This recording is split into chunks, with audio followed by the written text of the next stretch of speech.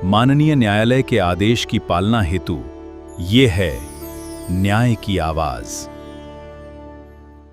नमस्कार साथियों, आप सभी का हमारे आधिकारिक YouTube चैनल पर हार्दिक स्वागत है।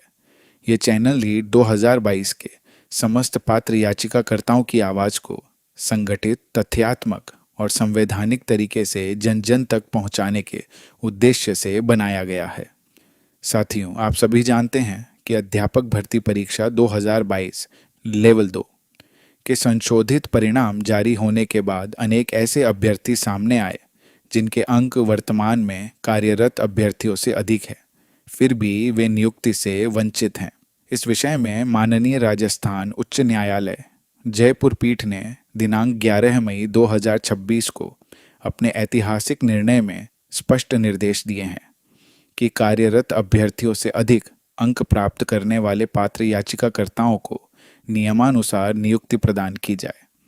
माननीय न्यायालय ने यह भी माना है कि चयन एजेंसी की त्रुटि के कारण अधिक मेरिट वाले अभ्यर्थियों को नियुक्ति से वंचित रखना संविधान के अनुच्छेद 14 और 16 की भावना के विपरीत है। हम यह स्पष्ट करना चाहते हैं कि हमारा संघर्ष किसी के विरुद्ध नहीं है। हम किसी भी कार्यरत शिक्षक को हटाने की मांग नहीं कर रहे हैं। हम केवल माननीय न्यायालय के आदेश की पालना और अपने संवैधानिक अधिकारों की मांग कर रहे हैं। इस चैनल के माध्यम से हम आप सभी तक केवल सत्यापित और प्रमाणित जानकारी ही पहुंचाएंगे।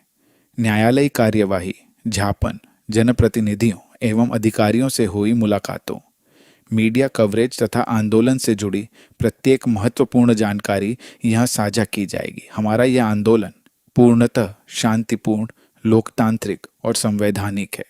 यदि आप भी न्याय, पारदर्शिता और माननीय न्यायालय के आदेश की पालना के पक्षधर हैं तो इस चैनल को सब्सक्राइब करें, वीडियो को अधिक से अधिक साझा करें और इस जनहित के अभियान को मजबूत बनाएं। आइए हम सब मिलकर एकजुट होकर अपने अधिकारों की संवैधानिक लड़ाई को आगे बढ़ाएं। धन्यवाद। जय हिंद। नमस्कार, मैं अध्यापक भर्ती 2022 लेवल 2 की अभ्यर्थी हूँ। मैं माननीय मुख्यमंत्री भजनलाल जी शर्मा एवं शिक्षा मंत्री जी से विनम्र अनुरोध करती हूँ कि आप हमारी पीड़ा को समझिए।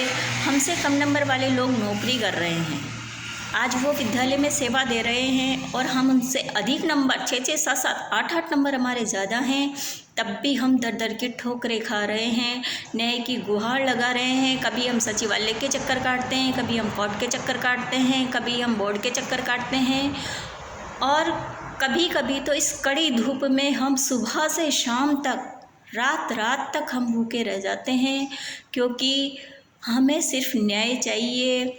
और एक लंबी लड़ाई के बाद जब हम माननीय हाई कोर्ट से जीत चुके हैं, माननीय हाई कोर्ट का जो फैसला है वो हमारे पक्ष में आया है। माननीय हाई कोर्ट ने आदेश दिए हैं कि 2 महीने के अंदर इनको नियुक्ति प्रक्रिया में शामिल किया जाए और हम ज़्यादा अभ्यर्थी नहीं हैं, हम मात्र 700 अभ्यर्थी हैं। हमारे ऐसे कई साथी हैं जिनको इस नौकरी की सख्त आवश्यकता है। हम ये नहीं कहते कि आप कम नंबर वालों को हटाइए, लेकिन आप हमें भी न्याय दीजिए। एक महिला अभ्यर्थी जब तैयारी करती है तो उस महिला अभ्यर्थी के लिए तैयारी करना कितना मुश्किल होता है ये कोई भी नहीं समझ सकता, क्योंकि एक महिला जो भी इस एज में, मेरी एज 44 है, इस एज में तैयारी करना कितना मुश्किल होता है ये एक केवल तैयारी करने वाला ही समझ सकता है, क्योंकि बहुत सारी हम पर जिम्मेदारियां होती है, घर परिवार होता है, हमारे बच्चे होते हैं। मैंने इस तैयारी के लिए एक ऐसा फेज जिया है, इतना संघर्ष किया है कि उस संघर्ष को यदि मैं बताना चाहूँ तो शायद बहुत समय लग जाएगा, लेकिन मेरे संघर्ष की कहानी बहुत लंबी है। मैंने इसमें ऐसा फेज़ भी जिया है जिसमें मेरे पास रहने के लिए घर नहीं था। मात्र परीक्षा के 20 दिन थे और मैं जिस घर में किराए से रहती थी वो घर बिक गया था। मुझे घर छोड़कर पीहर जाना पड़ा।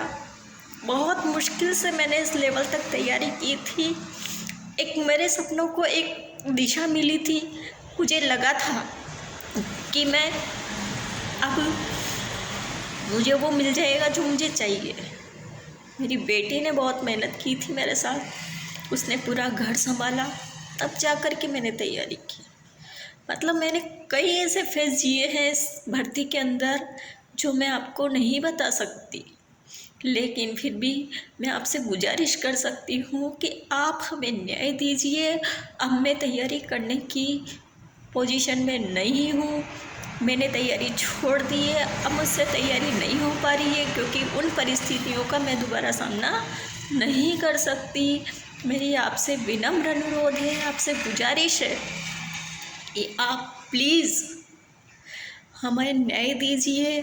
आप निदेशालय को निर्देशित कीजिए, आदेशित कीजिए कि वो हमें जल्दी से जल्दी नियुक्ति प्रक्रिया में शामिल करें, अपनी प्रक्रिया वो शुरू करें और इन 2 महीने के अंदर हमें नियुक्ति दी जाए।